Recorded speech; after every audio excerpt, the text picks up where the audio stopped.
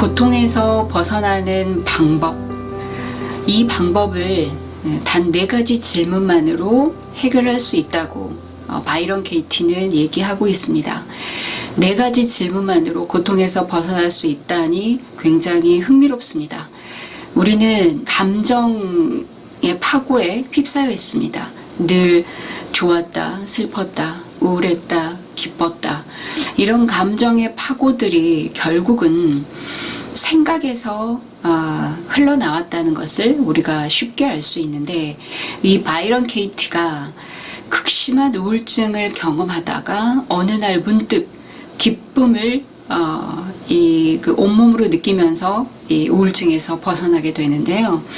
그때 알게 된 게 뭐냐면 내 생각을 믿음으로 인해서 내가 그렇게 고통스러웠다는 것을 알게 됩니다. 이 생각이 모든 고통의 원인이다 라고 얘기하는 이 메시지가 제가 코칭에서 직접 활용할 수 있도록 큰 도움을 준 인물이기도 합니다. 바이런 케이티는 에카르트 톨레처럼 최고의 영성학자로 꼽히고 있습니다. 에카르트 톨레는 달라이 라마와 함께 21세기를 대표하는 영성학자로 꼽히고 있습니다. 바이런 케이티는 3 자녀를 둔 굉장히 평범한 공인중개사 직업을 가지고 있었던 분이시죠. 그런 분이 이혼을 계기로 극심한 우울증에 빠지게 됩니다. 본인의 이 고통을 우리가 무엇으로 알 수 있냐면 자신이 가지고 있는 그 고통스러운 그 생각 그리고 괴로움은 어느 누구도 이해할 수 없을 것이다 라는 피해의식이 결국은 분노 그리고 좌절 그리고 우울감으로 이어지게 된 거죠. 보통 우울증은 단계가 있습니다. 첫 번째 피해의식이 있죠. 내가 이렇게 된 이유가 누군가로부터 왔다. 그리고 그 이혼 때문에 내가 이렇게 망가졌다라는 피해의식이 있었겠죠. 그리고 피해의식은 바로 분노로 이어지고 그 분노가 다시 우울감으로 빠지게 됩니다. 바이런 케이티 역시 그런 감정들을 겪으면서 극심한 우울증을 10여 년 이상 경험을 하게 됩니다. 그 우울증이 심해져서 요양병원으로 급기야 입원을 하게 되는데, 바이런 케이티의 우울증이 얼마나 심했는지 어떤 표현으로 알 수가 있냐면, 자기 자신이 너무 초라하고 자기가 살아갈 가치가 없기 때문에 이렇게 표현을 합니다. 난 살아갈 가치가 없고 내가 침대에서 잘 자격이 없는 인간이다, 이렇게 얘기를 하게 됩니다. 그래서 그 침대에서 자지 않고 방 바닥에 구석에서 매일매일 잠을 청했다고 하니 얼마나 우울증이 심했는지 우리가 상상을 해볼 수 있습니다. 그러다 어느 날 갑자기 눈을 떠서 깨달음을 갖게 되죠. Is it true? 라는 바이런 케이티의 첫 질문이 거기에서부터 출발을 합니다.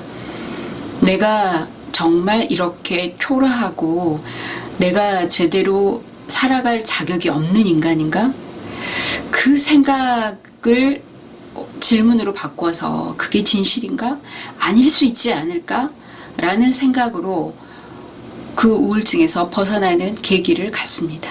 그래서 바이런 케이티는 생각이 고통을 만든다 라는 이 전제로 더 워크이라는 작업이라는 4가지 질문법을 고안해냅니다. 이 시대 이제 최고의 영성학자로 꼽히는 이유가 이 4가지 질문만으로 모든 사람들의 고통을 치유하면서 많은 사람들이 바이런 케이티를 찾게 되고, 바이런 케이티는 전 세계를 돌아다니면서 이 질문법으로 사람들의 문제를 해결하게 됩니다. 바이런 케이티가 말하는 더 워크는 세상의 모든 고통을 일으키는 생각, 이것을 알아차리고 질문하는 방법입니다. 여기에는 근본적으로 어떤 내용이 들어가 있냐면 저항하지 않고 받아들인다라는 이 본질적 내용이 숨어 있습니다. 저항하지 않는다는 거, 이것은 서렌더입니다. 포기가 아닙니다. 저항하지 않는다는 수용하고 받아들임으로 인해서 더 넓어지고 커지는 것을 말합니다. 이게 굉장히 중요한 개념입니다. 저항하지 않는다라는 것은 수용하고 그럼으로 인해서 확장되고 커진다는 것을 의미합니다. 그래서 더 넓어지고 커지기 때문에 통찰력을 갖게 되죠. 자기가 그 좁게만 보면 볼 수 없었던 것을 넓게 봄으로 인해서 더 많은 것을, 또 내가 알아차리지 못했던 것을 보게 되고 알게 된다는 것이 여기서 말하는 통찰력. 자기 자신과 어떻게 평화로운 삶을 살 것이냐, 그리고 세상과도 어떻게 평화로운 삶을 살 것이냐, 이 목적을 가지고 이 나의 생각이 고통을 일으킨다 라는 생각만을 알아차리는 것만으로도 고통에서 벗어날 수 있는 첫 단추가 채워질 수 있다라고 설명을 합니다. 이 작업은 어렵지 않다. 마음이 열려있는 사람이라면 누구나 다 가능하다. 이렇게 얘기를 하고 있습니다. 나의 생각이 왜 고통으로 이어지냐면 나의 생각이 곧 감정이 되고 이 나의 생각이 곧 현재의 나를 만듭니다.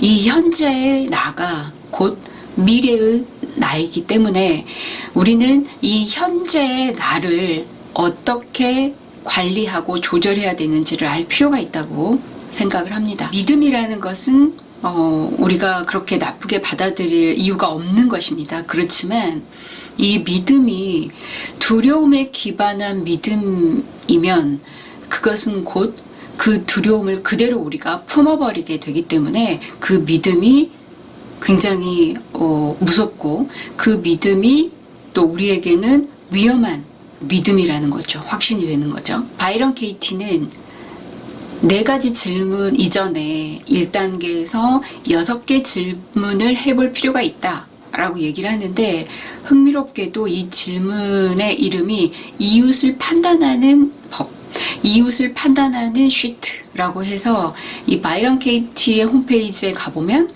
이 양식이 일지가 다운로드 받게 돼 있습니다. 그래서 이 6개의 질문들이 나를 힘들게 하는 상황에 대해서 내가 어떤 판단을 하는지를 종이에 아주 디테일하게 구체적으로 적도록 되어 있습니다. 그러니까 나를 현재 스트레스를 받게 하는 것들이 무엇인지, 그리고 내가 화나는 일들이 도대체 어디에서 어떻게 온 것인지, 그리고 그 이유가 무엇인지 이런 것들을 적게 합니다. 그래서 이 6가지 질문은 당신을 화나게 하거나 슬프게 하거나 실망시키는 상황이나 사람은 누구인가요? 구체적으로 어떤 것이 싫은가?